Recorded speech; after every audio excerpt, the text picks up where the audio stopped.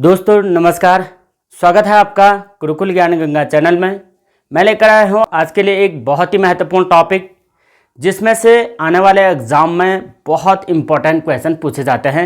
मैंने पिछली वीडियो में कहा था कि आपके लिए एक सरप्राइज़ है, आने वाली वीडियो बहुत ही ज़्यादा खास होने वाली है। तो आज उत्तराखंड में हम पढ़ने वाले हैं उत्तराखंड की जनजातियाँ। देखो, जनजाति होती क्या है? जनजाति का मतलब होता है एक सामान्य समाज से जो दूरी बना करके रखते हैं, जिनकी अपनी परंपराएं और संस्कृति मजबूत रहती हैं और वे आम समाज के इर्द गिर्द नहीं रहते हैं। यानी वे लोग अपने परंपरा को लेकर के समाज की धारणा से कुछ अलग रहते हैं और आर्थिक रूप से, शैक्षिक रूप से तथा सामाजिक रूप से कुछ पिछड़े होते हैं। उन लोगों को सरकार के द्वारा जनजातियों में रखा जाता है। यदि उत्तराखंड की बात करें तो 5 प्रकार की जनजातियों को यहाँ पर अनुसूचित किया गया है और 1967 में उत्तराखंड की जनजातियों को अनुसूचित किया गया था, जिसमें से उत्तराखंड में सबसे बड़ा जनजातीय यदि समूह है वह थारू जनजाति समूह है। और दूसरे की बात करें तो जौनसारी जनजातीय समूह है। तीसरे नंबर पर आ जाता है भोटिया जनजातीय समूह, फिर आ जाता है बोक्सा और अंतिम में आता है राजी जनजातीय समूह। अब इसके अलावा हमारे पास 2011 की जनगणना के अनुसार भी कुछ आंकड़े हैं, उसके लिए हम कुछ अलग स्पेशल वीडियो लेकर आएंगे। लेकिन आज मैं लेकर आया हूँ थारू जनजाति। देखो, मेरा मतलब यह नहीं है कि आप इस लेक्चर को पढ़ें, बल्कि यह एक शॉर्ट मेथड है। आप इसमें से कितना याद कर पाते हैं, ये एक रिपीट वर्जन है। आप इससे याद करें, और याद करने का बहुत शॉर्ट मेथड, यानी एक ही बोर्ड में आपको कंप्लीट नॉलेज मिल रहा है। पढ़ने के अलग अलग तरीके होते हैं, यानी ये सारी कुछ आपको बुक्स में भी मिल जाएंगे, कई प्रकार की किताबें हैं। लेकिन ये जो शॉर्ट मेथड है जिस माध्यम से हम याद रख सकते हैं, ये बहुत ही आसान होने वाला है। तो थारू आज हम पढ़ रहे हैं, इसके बाद अन्य जनजातियाँ भी पढ़ी जाएगी। यदि मैं बात करूं उत्तराखंड में थारूओं का निवास कहाँ है, तो थारू अधिकांश उधम सिंह नगर में पाए जाते हैं। इसके साथ ही उत्तराखंड के अन्य क्षेत्रों में भी हैं, और उत्तराखंड ही नहीं, उत्तर प्रदेश और नेपाल तक ये लोग पाए जाते हैं।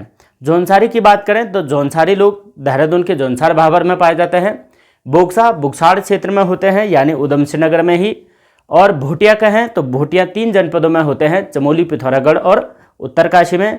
और अंतिम राजी जनजाति अभी पिथौरागढ़ में होते हैं। इनमें से सबसे बड़ा जनजातीय समूह थारू है। और इन थारुओं की बात करें, इन थारुओं के लिए उत्तराखंड राज्य विधानसभा में एक विधानसभा की सीट भी आरक्षित है। ये तो आप जानते हैं कि नानकमत्ता की सीट आरक्षित इनके लिए है। तो बिना देर किए हुए आज की थारू जनजाति के स्पेशल सीरीज को हम शुरू कर रहे हैं। थारू की यदि बात करें तो थारू की उत्पत्ति के लिए कई बातें कही जाती है। देखो, थारू जो स्वयं को ये लोग किरात वंशी कहते हैं, यानी जो उत्तराखंड में किरात प्रजाति के लोग होते थे, ये स्वयं को किरात वंशीय प्रजाति के मूल मानते हैं। जबकि कई इतिहासकारों ने इन थारुओं को राजस्थान के थार मरुस्थल से संबंधित बताया है। यानी राजस्थान जो थार का मरुस्थल है, और यह मरुस्थल विश्व का सबसे अधिक घना बसा मरुस्थल भी है। यह थार मरुस्थल के लोगों को कहा जाता है कि महाराणा प्रताप के ये वंशज थे, और इस थारू प्रदेश से ये लोग आकर के हमारे उधम सिंह नगर जनपद में बस गए थे। तो ये भी एक इतिहासकारों का कहना है, और इसके साथ ही किरात वंशीय ये लोग हैं। अब बात करते हैं इनके कुछ विशेष कार्यों पर। यानी विशेष कार्य यदि हम कहें तो ये लोग मूलतः क्या कार्य करते हैं, क्योंकि ये लोग समाज से थोड़ा सा अलग हैं, भिन्न रहते हैं। अपने परंपराओं और संस्कृति को लेकर के इनका बिल्कुल समाज से अलग नाता है। तो हम बात करें इनके कार्यों पर तो स्थायी कृषक होते हैं ये, और स्थायी कृषक में भी ये चावल का अधिक उत्पादन करते हैं। साथ ही साथ ये पशुचारक भी होते हैं, पशुओं का पालन भी ये लोग करते हैं। और इसमें कई इंटरेस्टिंग मैं बातें बताने वाला हूँ इस थारू जनजाति के बारे में, तो वीडियो के अंतिम तक बने रहें। अब आगे बात करते हैं थारुओं की कुछ स्पेशल बातों को।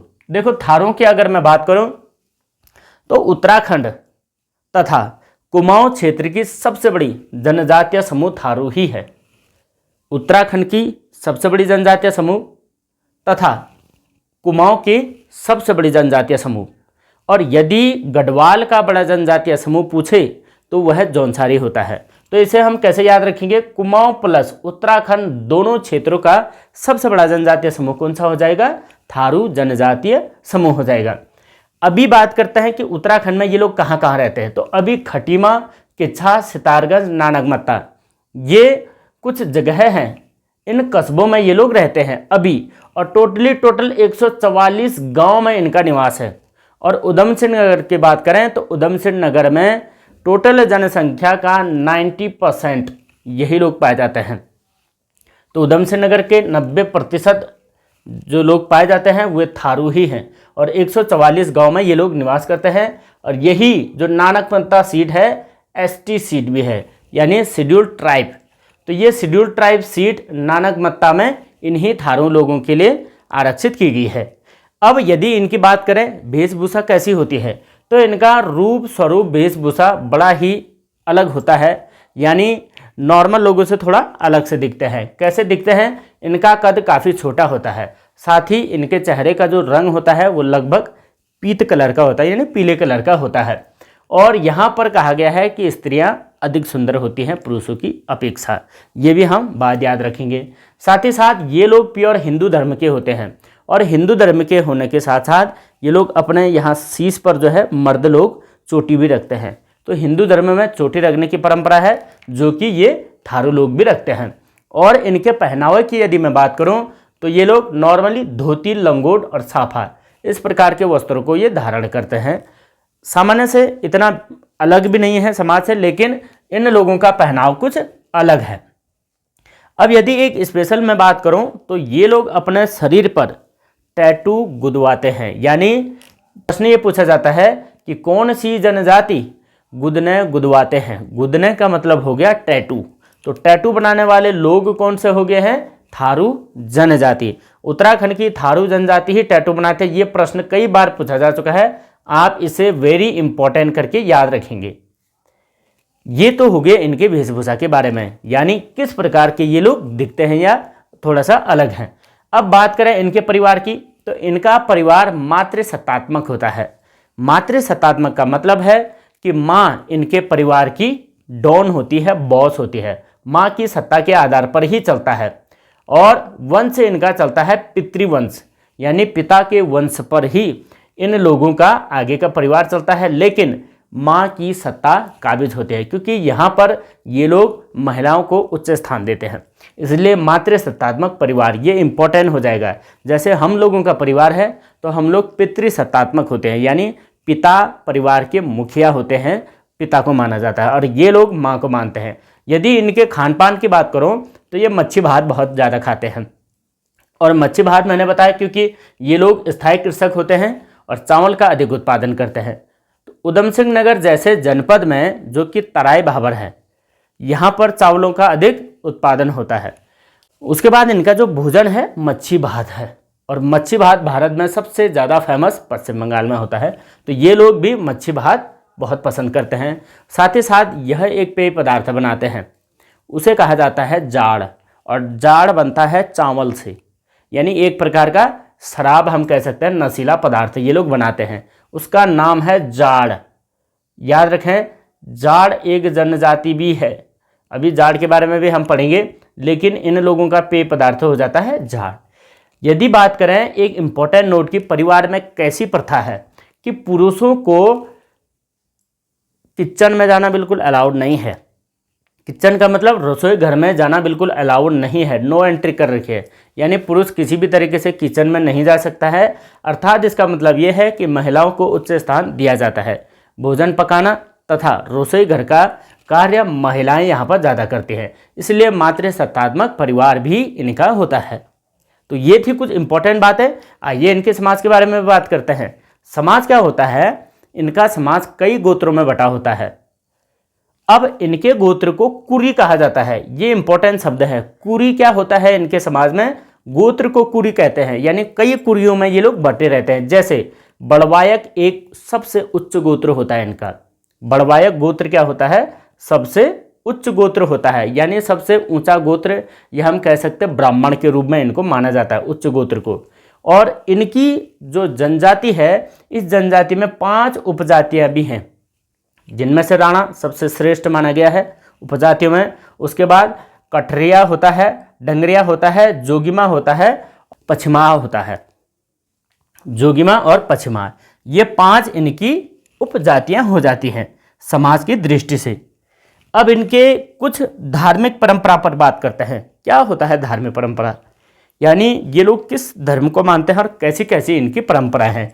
देखो, धार्मिक परंपरा की बात करें तो ये प्योर हिंदू है, और हिंदू होने के साथ साथ इनका जो इष्ट देवता होता है वह होता है खड़गाभूत, यानी खड़गाभूत इनका इष्ट देवता होता है। जैसे हम लोगों का नॉर्मली हो जाता है नरसिंह भैरव, तो इन लोगों का हो जाता है खड़गाभूत। खड़गाभूत को इष्ट देवता मानते हैं। और इनका एक प्रमुख देवता होता है जिसे कहा जाता है भूमिया देवता, यानी भूमियाल देवता भी हम कह सकते हैं, भूमि का देवता। और भूमि के देवता को ये बड़ा बाबा कहते हैं। तो बड़ा बाबा का चबूतरा इनके घर के सामने ही बना रहता है और उसकी समय समय पर पूजा करते हैं। और तो और ये लोग अपने बड़े बाबा को सुअर तथा मुर्गी का बलि भी देते हैं। और सुअर मुर्गी तो ठीक है, लेकिन उसके अलावा ये लोग जो है शराब भी अपने देवता को चढ़ाते हैं, यानी बड़ा बाबा को शराब भी चढ़ाया जाता है उस चबूतरे पर, जो चबूतरा इनके घर के सामने बना होता है। तो बड़े कमाल की बात है कि भाई शराब भी अपने देवता को चढ़ाया जाता है, ये तो बड़े रहस्यमयी है। यदि मैं बात करूँ इनकी पूजा की, किस किस प्रकार की ये लोग पूजा करते हैं। पहला होता है हरिया पूजा। हरिया पूजा का मतलब आप हरे भरे खेतों से लगा सकते हैं, यानी जब धान की बुआई होती है तो हरिया पूजा की जाती है ताकि हमारे वर्ष भर ये फसल हरा भरा रहे। फिर एक पूजा करते हैं ये दशहरा पूजा, लेकिन दशहरा इनकी पूजा दशहरा पर नहीं होती बल्कि नवरात्रि में होती है। ये इम्पोर्टेंट हो जाएगा, इनकी पूजा दशहरा नवरात्रि पर। और शीतला देवी की ये पूजा करते हैं चेचक की बीमारी के निवारण के लिए, यानी हम कह सकते हैं छोटी माता जो बीमारी होती है उसके निवारण के लिए शीतला देवी की पूजा की जाती है। एक दौड़ चांडी माता भी होती है। दौड़ चांडी माता का मतलब होता है पशु रक्षा की देवी, ये इनकी पूजा करते हैं। साथ ही साथ यदि कहें एक जगमिया देवता भी होता है। जगमिया देवता फसल रक्षा के लिए पूजा जाता है। और एक होता है बागेश्वरी देवी, इसे शिकार की देवी माना जाता है। ये इतने प्रकार की पूजा करते हैं, बहुत ज़्यादा खास है। आप एक साथ याद भी कर सकते हैं और या नोट डाउन कर सकते हैं। अब आगे बात करते हैं इनकी प्रमुख परंपराओं पर। सबसे इम्पोर्टेंट इन जनजातियों का विवाह से संबंधित परंपराएं पूछी जाती हैं, क्योंकि इनके विवाह की परंपराएं बहुत ही यूनिक हैं। अब बात करें विवाह की कैसी कैसी परंपराएं होती हैं। पहली होती है इनकी सगाई की परंपरा। सगाई की परंपरा को ये लोग अपना पराया कहते हैं। क्या कहेंगे? अपना पराया। तो विवाह से रिलेटेड है सगाई भी। पहले सगाई होगी तभी तो शादी होगी। तो पहले विवाह से पहले जो सगाई होती है उसे अपना पराया कहा जाता है। और जब विवाह की तिथि निकाली जाती है, निर्धारित की जाती है, उसे बात कट्टी कहा जाता है। साथ ही साथ इन्हें जब ये लोग विवाह तय करना कहते हैं, यानी विवाह अब तय हो चुका है कि फिक्स हो चुका है, इन्हीं से होना है, तो उसे पक्की पौड़ी कहा जाता है। तो आप याद रखें, बात कट्टी होना, पक्की पौड़ी, अपना पराया, ये तीनों अलग अलग शब्द हैं, अलग अलग रिवाज हैं, ये परंपराएं हैं, ये इनके शब्द हैं जो ये लोग कहते हैं। वैसे तो कुमाऊं गढ़वाल दोनों क्षेत्र में इस प्रकार के हमारे रीति रिवाज होते ही हैं, लेकिन हम लोग अलग बात बोलते हैं। हम लोग सगाई बोलते हैं विवाह की तिथि या विवाह तय करना, ये हमारे तरफ से हो गया है। लेकिन ये लोग अपना पराया सगाई को कहते हैं, अब बात कट्टी कहते हैं विवाह की तिथि को। यदि विवाह तय करना हो गया तो पक्की पौड़ी होगी। अब इनके विवाह की कुछ अलग अलग परंपराएं हैं, यानी अलग प्रथा है। कैसा विवाह ये लोग करते हैं? एक होता है बदला विवाह। बदला विवाह का मतलब होता है कि यदि किसी लड़के को किसी लड़की से विवाह करना है तो अपनी बहन उस लड़की के भाई को देना पड़ेगा, यानी बहनों का अदला बदली की जाती थी, यानी बहनें बदलना। ऐसी प्रथा इन लोगों में पहले थी, लेकिन अब यह प्रथा प्रचलित नहीं रह गई है। इसमें यह होता था कि यदि आपने किसी की बहनें बदल ली, अपनी बहन किसी और को दे दी, लेकिन ऐसा हो सकता था कि आपको उनकी बहन पसंद ना आए, तो ये धीरे धीरे ये परंपरा टूट गई। और आज ये जो प्रथा चल रही है, 3 टिकठी प्रथा चल रही है। तीन टिकठी में होता क्या है कि अपनी बहन के बदले किसी रिश्तेदार की लड़की का अदला बदली की जाती है। ये हो गया तीन टिकठी प्रथा। और पहले क्या होता था, बदला विवाह प्रथा होता था। तो बदले की जगह पर अब तीन टिकठी प्रथा को ये लोग अपनाते हैं। और इस विवाह को करने वाला, संपन्न करने वाला जो भला आदमी कहा जाता है, यानी बीच का मुख्य व्यक्ति जो इस विवाह को संपन्न करवाएगा, उसे मजपतियाँ कहा जाता है। मजपतियाँ का मतलब दो पतियों को दो लड़कियां देना, तो पतियों के बीच का मज आदमी, मज का मतलब हो गया बीच का मध्यम आदमी, तो मजपतियाँ कहते थे। हमारे गढ़वाल और कुमाऊं में भला आदिम कहते हैं उसे। तो ये भला आदिम का भी यहाँ पर एक रोल था इस पोस्टर। अब कुछ इंपॉर्टेंट बातें और है, जैसे चाला क्या होता है। देखो यहाँ पर जो लड़की का विवाह होता है या लड़कों का विवाह होता है वो माघ के महीने में होता है। और माघ के महीने में विवाह होने के पश्चात लड़की चैत माह तक अपने मायके में ही निवास करती है। उसके पश्चात चैत या बैसाख के माह में ये लड़की स्थायी रूप से ससुराल जाती है। तो उस परंपरा को चाला कहा जाता है। और चाला किस परंपरा को, जब लड़की स्थायी रूप से ससुराल निवास करती है। कौन से माह में, चैत या बैसाख के माह में, क्योंकि महीना जो होता है शादी करने का वो माघ होता है। और उसके बाद माघ फाल्गुन ये अपने मायके में रुकती है और चैत बैसाख के आसपास ही ससुराल स्थायी जाती है, तो उसे चाला कहा जाता है। एक इम्पोर्टेंट है लठ भरवा भोज। ये क्या होता है, देखो यहाँ पर कि विधवा का पुनर्विवाह होता है, यानी विधवा को पुनर्विवाह करने का भी अधिकार है। और जब विधवा पुनर्विवाह करती है तो विधवा का पिता अपने बिरादरी के लोगों को एक पार्टी देता है, यानी एक भोज देता है, और उसी को लठ भरवा भोज कहा जाता है। यानी यहाँ पर विधवा का पुनर्विवाह भी होता है। और एक और कहा जाए तो वह उरारी शब्द है। उरारी शब्द होता क्या है, देखो उरारी का मतलब है कि यहाँ पर स्त्रियों को भी तलाक लेने का अधिकार है और उसे कहा जाता है उरारी। तो ये शब्द हैं इंपॉर्टेंट, आप इन शब्दों का मीनिंग समझिए। और शब्दों का मीनिंग यदि आपको समझ में आ गई तो पूरा का पूरा थारू जनजाति समझ में आ गई। जनजाति पढ़ने का मतलब है इनसे रिलेटेड जितनी भी स्पेशल बातें हैं वह हमें याद रखनी है। अब इनके बात करते हैं त्योहार और नृत्य पर। देखो त्योहार नृत्य क्या क्या होते हैं। एक इम्पोर्टेंट होता है इनका शोक पर्व। और शोक पर्व मनाते हैं दीपावली को, जिस दीपावली को पूरे भारत भर में बड़े धूमधाम से मनाया जाता है। ये लोग शोक मनाते हैं। और ऐसा क्यों, तो शोक का मतलब यही होता है, जैसे हमारी परंपरा में होता है, आम परंपराओं में, तो हम शोक इसलिए मनाते हैं जब त्योहार के दिन किसी अप्रिय घटना का हो जाना, यानी परिवार के किसी सदस्य की मृत्यु हो जाना। तो शायद ऐसा हो सकता है कि इस दिवाली के अवसर पर इनके कुछ विशेष व्यक्ति की मृत्यु हुई हो, तब से ये लोग इसे शोक पर्व के रूप में मानते हैं। और बात करें, एक इनका होता है बजहर त्योहार, और बजहर त्योहार होता है बैसाख माह में। ये भी हम याद रखेंगे। खिचड़ी नृत्य होता है इनका, बड़ा इंपॉर्टेंट है। और खिचड़ी नृत्य ये लोग होली के अवसर पर करते हैं। अब कैसा नाचते हैं, वो तो खिचड़िया नृत्य हो गया, और खिचड़ी नृत्य होली के अवसर पर करते हैं।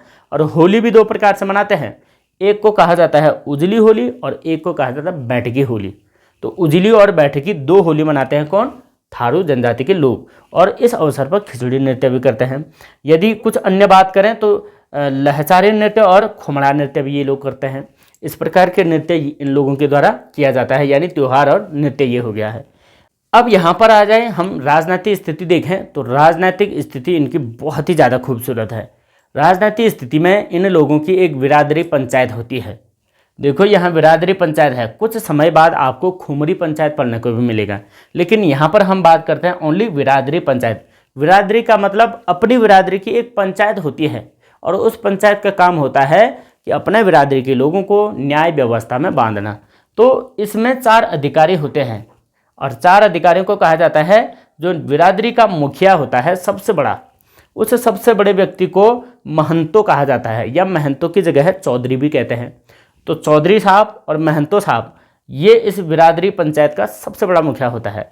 उसके बाद उसके नीचे जो पद होता है उसके बड़धेर कहते हैं, उसके बाद भले मानस कहते हैं, भले मानस, और भले मानस से नीचे होता है चौकीदार। यानी ये 4 अधिकारी इसमें होते हैं। तो बिरादरी पंचायत की ये स्पेशल बातें थे कि इसमें आप महंतो याद रखेंगे। बिरादरी पंचायत किस जनजाति में होती है? तो ये थारू जनजाति में होती है। एक स्पेशल बात और याद रखें, वह होती है मद पंचगण प्रथा, यानी मद पंचगण प्रथा, यानी 5 गण यानी 5 लोगों के बीच या मध्य में एक प्रथा चलती है। और मद पंचगण प्रथा में होता क्या है कि इस पंचायत के 5 लोग यानी मुख्य लोग, यदि पंचायत में कुछ विवाद हो गया या गांव के लोगों के साथ बिरादरी में कोई विवाद हो गया, तो उस विवाद को निपटाने के लिए एक सभा बुलाते हैं और उस सभा में भी आपस में मदिरा पी करके तर्क वितर्क करते हैं और उस तर्क वितर्क के अंतिम में समाधान निकलता है, यानी न्याय निकलता है। यदि किसी बिरादरी में अन्याय किसी के साथ हुआ है तो उनका न्याय निकाला जाता है। किस प्रकार से? मद पंचगण प्रथा के तहत। और मद पंचगण प्रथा में कितने लोग होते हैं? 5 लोग। और ये क्या करते हैं? मदिरा की घूंट के साथ तर्क वितर्क करते हैं, तब जा करके न्याय दिलाते हैं। और यदि मदिरा पी करके ओवर हो गया तो मार भी पड़ सकती है। इस प्रकार की बातें यहाँ पर होती हैं मद पंचगण प्रथा। ये था हमारा एक स्पेशल सीरीज। अब 1-2 बातें और बताते हैं। जैसे इनके अगर मकान आवास की बात करें तो नॉर्मली ये लोग घास पत्तों और लकड़ी से मकान बनाते थे आवास, लेकिन आज की दृष्टि में तो ये लोग भी काफ़ी डेवलप हो चुके हैं, इन्होंने भी सीमेंटेड मकानें बनाना शुरू कर दी है। अब ये लोग दीवारों पर पहले चित्रकारी करते थे। दीवारों पर चित्रकारी करना एक प्रकार का ऐपण कला कहा जाता है, तो ऐपण कला ये लोग करते थे। और साथ ही साथ अगर बात करें इनके भाषा की, तो भाषा इनकी कोई निश्चित नहीं है। ये लोग जिस क्षेत्र में रहते हैं उस अनुसार अपने भाषा को बदल लेते हैं। जैसे ये लोग यूपी में अवधी भाषा का इस्तेमाल करते हैं और यहाँ उधम सिंह नगर में भाभरी या पहाड़ी, ये इस प्रकार की भाषा का इस्तेमाल करते हैं। और जो लोग नेपाल में रहते हैं वो लोग नेपाली भाषा का इस्तेमाल भी करते हैं। तो ये थी हमारी स्पेशल वीडियो सीरीज। अब इसमें कुछ बात है, देखो जैसे कौन कौन से प्रश्न पूछे जा सकते हैं। यदि हमने ये पूरे को पढ़ा है तो इसमें प्रश्न कहाँ से बनते हैं, कौन सी ऐसी इंपॉर्टेंट चीज़ें हैं जो कि आने वाले एग्जाम के लिए बहुत महत्वपूर्ण होने वाला है, कि इससे पूर्व कौन कौन से पॉइंट एग्जाम में पूछे गए हैं। तो एग्जाम पॉइंट ये है, महाराणा प्रताप के वंशज किसे कहा जाता है? एक तो ये हो गया, महाराणा प्रताप के वंशज किसे कहा जाता है। एक ये इंपॉर्टेंट बात होगी, तो ये लोग थारू लोगों को कहा जाता है, राजस्थान के थार प्रदेश से आए थे। ये इंपॉर्टेंट क्वेश्चन हो गया है। यहाँ से अगर हम बात करें तो थारू लोगों का मूल निवास कहाँ है? थारू लोगों का मूल निवास है यूएस नगर, यूएस नगर मूल निवास। और ये भी पूछे जाते हैं, ये कस्बे पूछे जाते हैं, यानी खटीमा, किच्छा, सितारगढ़, नानंगमत्ता। और नानंगमत्ता की एसटी सीट 1000 बार पूछी जा चुकी है। एसटी सीटें उत्तराखंड में मात्र 2 ही हैं विधानसभा में, एक चक्राता हो जाएगी, वो इसके बाद पढ़ेंगे। 90% लोग कहाँ रहते हैं? उधम सिंह नगर। ये 90% और 144 गाँव ये पूछे जाते हैं। और ये तो मोस्ट इंपॉर्टेंट है भाई, कि कुमाऊं के सबसे बड़ी जनजातीय समूह थारू, उत्तराखंड का सबसे बड़ा जनजातीय समूह थारू। दोनों तरीके से अगर हम कहें थारू ही बड़ा है। प्रश्न पूछा जाता है गुदने गुदवाने वाले लोग कौन हैं? थारू हैं। ये हम याद रखें। परिवार में यदि प्रश्न पूछा जाए तो मातृसत्तात्मक परिवार, इंपॉर्टेंट क्वेश्चन। और महिलाओं को उच्च स्थान, इंपॉर्टेंट क्वेश्चन, एग्जाम में आ चुके हैं, इससे पहले कई बार आ चुके हैं, एक बार नहीं। समाज की बात करें, बड़वायक उच्च इनका गोत्र माना जाता है, ये बहुत बार पूछा जा चुका है एग्जाम में। इनकी उपजातियां भी याद रखें, उपजातियां भी पूछता है। धार्मिक परंपरा की बात करें तो इनका एक खड़गाभूत, जो इनका इष्ट देवता होता है, खड़गाभूत बड़ा इंपॉर्टेंट है। और यहाँ से ये सुअर मुर्गा की बलि देना और शराब को देवता को चढ़ाना, ये खास हो जाता है। इनकी पूजाएं पूछी जाती हैं, जैसे ये धान बुआई के समय हरिया पूजा। उसके बाद चेचक की बीमारी के लिए शीतला देवी पूजा, बहुत ही ज़्यादा इंपॉर्टेंट क्वेश्चन। यहाँ बात करें ये जगमथिया देवता, फसल रक्षा, इतना हो गया है। त्योहार की बात करें, शोक पर्व, कम से कम उत्तराखंड के हर दूसरे एग्जाम में पूछा जाने वाला क्वेश्चन। शोक पर्व दीपावली को मनाते हैं। और खिचड़ी नृत्य होली के अवसर पर, डायरेक्ट याद रखना है, ज़्यादा लंबी चौड़ी कहानी पढ़ के कोई फ़ायदा नहीं है, हमें डायरेक्ट याद रखना है। यहाँ देखो विवाह से संबंधित सभी इंपॉर्टेंट है। विवाह से संबंधित क्या क्या, जैसे सगाई की रस्म, अपना प्राय, विवाह तिथि, बात कट्टी, विवाह तय करना, पक्की पौड़ी, यहाँ से बदला विवाह प्रथा, बहनें बदला जाना। 3 टिकटी प्रथा, रिश्तेदारों की लड़की अदला बदली करना, बहुत ही खास। चाला, इंपॉर्टेंट शब्द हो गया। चाला क्या है, लठ भरवा भोज क्या है, उरारी क्या है, तीनों का मीनिंग अलग अलग है। यहाँ राजनीतिक स्थिति पूछते हैं, बिरादरी पंचायत किस में होती है, बिरादरी पंचायत थारू में होती है, डायरेक्ट क्वेश्चन। और इधर से ये पूछा जाता है मद पंचगण प्रथा, मद पंचगण प्रथा भी थारू में ही होती है। बहुत खास हो गया है। ये हो गया हमारे मास्टर सीरीज। इसके अतिरिक्त आपको ज़्यादा बड़ी स्टोरी या बड़ी कहानी पढ़ने की ज़रूरत नहीं है, आप इसे डायरेक्ट स्क्रीनशॉट करके भी याद रख सकते हैं। यह आपके लिए बहुत ही ज़्यादा स्पेशल सीरीज़ है, रामबाण सिद्ध होना है। और यहाँ से जितने भी मैं इंपॉर्टेंट टिक कर रहा हूँ ये आपके एग्ज़ाम में 101% आएंगे। और आने वाले जो भी एग्ज़ाम होगा वहाँ आप डायरेक्ट यहाँ से एक एक क्वेश्चन कमाएंगे। तो ये फ़ायदे की चीज़ है, आप बिल्कुल तरीके से याद रखें, नोट डाउन भी कर सकते हैं, या इस पूरे बोर्ड को एक बार आप स्क्रीनशॉट भी रख लें। उसके पश्चात आप अपनी नोटबुक में भी नोट कर सकते हैं, या आप इस स्क्रीनशॉट को अपनी गैलरी में भी रखें। तो ये थी आज की हमारी एक स्पेशल वीडियो सीरीज़। आने वाली अगली वीडियो के लिए हमारे चैनल को सब्सक्राइब ज़रूर करें। कई लोग केवल चैनल में एक बार वीडियो देखते हैं लेकिन सब्सक्राइब नहीं करते हैं, तो आपके सब्सक्राइब और शेयर करने से हमको एक नई एनर्जी मिलती है नई वीडियो बनाने के लिए। और आप लगातार दोस्तों में भी शेयर ज़रूर करें। और हमारी वीडियो में अंत तक बने के लिए बहुत बहुत धन्यवाद, और मिलते हैं आपके साथ अगली एक नई इंटरेस्टिंग वीडियो के साथ। तब तक के लिए जय हिंद।